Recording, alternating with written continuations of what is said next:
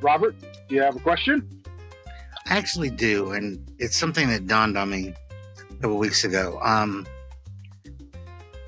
We use terminology in here that up until a couple weeks ago, I had no idea what the hell y'all were talking about.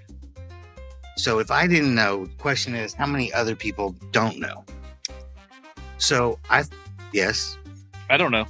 I just throw words up. We are not professionals, but we're here to help. So why don't y'all explain to everybody what a medium to full-bodied smoke is?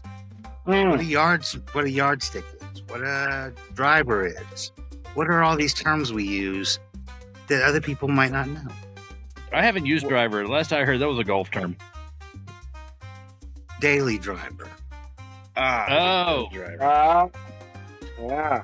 AKA your go-to. AKA your daily driver. I ran that on a daily basis. Those are all great things to bring up. Okay, so let's address the first one. When we say make a list. Yeah, well, I got the first one. What's medium full? All right.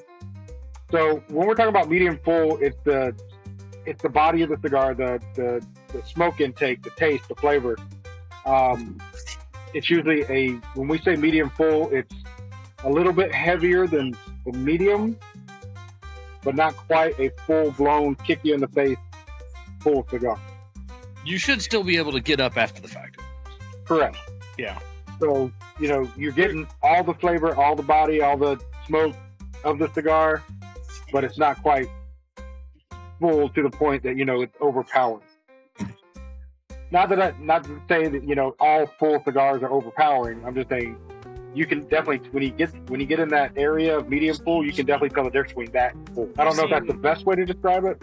Well, I was gonna add on to that. So I've seen on several retailer websites when they're talking about the strength of the cigar or the flavor of the cigar, they'll have a scale from light to heavy, and then they'll have medium in the middle, and then they'll have medium light and medium heavy, and they'll kind of highlight where on that scale to them they think the cigar comes. And I think that's kind of a good visual to kind of wrap your head around that. But basically it has to do with like Gibbs was saying, the intensity of the flavor, possibly the strength of the tobacco, but not necessarily. Okay. All right, does that answer that one? That one, yes. All right, so the second one was yardstick. What we refer to as a yardstick, Andy can explain because he uses more than I do. Is it the same as a yardstick? Probably not. If you're smoking something that long, you're gonna need a chair. You're not getting yard work done. To me, a yardstick is usually your cheaper or the cigars that you designate in your humidor that you don't really care if you throw them out, because you're going to be working in the yard. You're going to be putting it down on the regular. You may not get a chance to finish it. You may forget about it. To me, it's that cigar that you just are like, I'm going to go cut the grass. It takes me about an hour. I'm just going to grab this cigar. If I finish it, great. If I don't, okay. Or if it falls apart or explodes while I'm cutting the grass, that's okay too. So, I mean, and as an example, like the factory smokes for me or a yardstick. Yeah, that's what I was about to say. The factory smoke, the Cuban reject, I put New Cuban in those as well because, New Cuba puts that on their website. Yeah, they're still good smokes, but they're affordable enough to where if you had to put it down and leave it, you're not out that much money, and you don't really care because you're like, I got 16 more up there in the box, so I'm good. Yeah, because if you got like a $10 cigar, not a crazy expensive cigar, maybe average to high price depending on what you like to spend on your cigars. I would feel bad about smoking half of that cigar and leaving it. If that cigar costs $1, I'm not going to feel bad about only smoking half of it. Yep. And the last one is daily driver.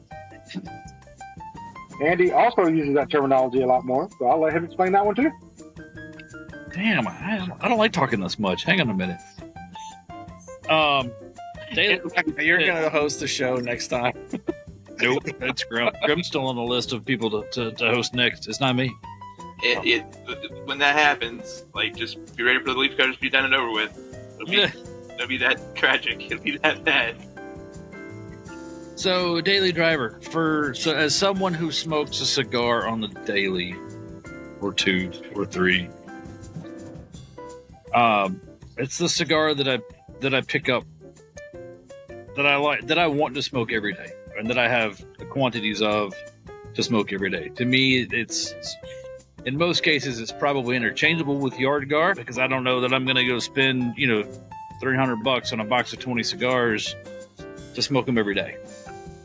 But I will go spend $100 on 25 cigars or 50 cigars to sit out here on the back patio and smoke and enjoy and relax, because that's what they're for. And these sticks to me are more geared towards occasions, like a podcast.